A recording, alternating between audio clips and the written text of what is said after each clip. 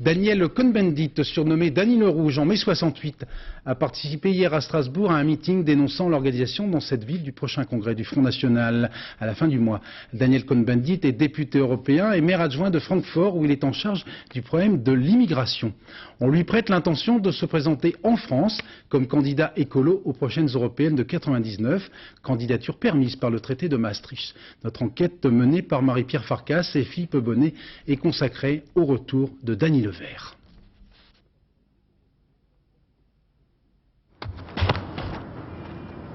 « 68, Cohn-Bendit, pour les Français de plus de 40 ans, ce maillot évoque sûrement des souvenirs. Le printemps de mai 1968, Daniel Cohn-Bendit, le rebelle, porte-parole des 142 enragés de Nanterre qui ont semé un vent de folie, ou comme disait De Gaulle, de chienlit sur la France. Condamné à 10 ans d'exil, Danny le Rouge a fait carrière en Allemagne. À Francfort, on ne connaît que Danny Levert, qui joue au foot avec ses amis écologistes tous les samedis. Ou encore Monsieur le maire adjoint, chargé depuis 8 ans des questions de l'immigration. Ses adversaires disent que sa politique de l'intégration coûte cher, mais qu'elle marche. 30% d'étrangers à Francfort, pas de conflit ethnique. Pour la presse allemande, il est l'interlocuteur idéal, chaque fois qu'on cherche à expliquer une nouvelle poussée nationaliste en France.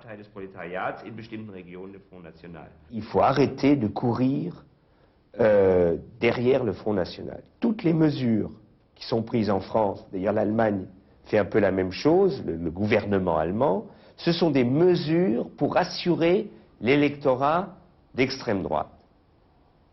Des mesures ignobles, comme par exemple l'appel à la délation, qui est indigne d'une démocratie, mais en plus ce sont des mesures qui renforcent l'envie à des gens qui ne sont pas sûrs d'eux, qui sont marginalisés ou qui ne sont même pas marginalisés, mais qui ont peur de l'évolution de la société, qui renforcent leur envie de voter Front National parce que ça paye.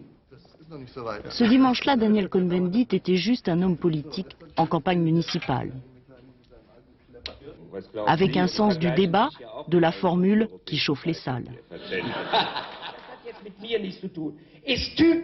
Ce sont des manières de petits bourgeois de la politique. Un discours, une fougue qui rappelle les assemblées générales de la Sorbonne.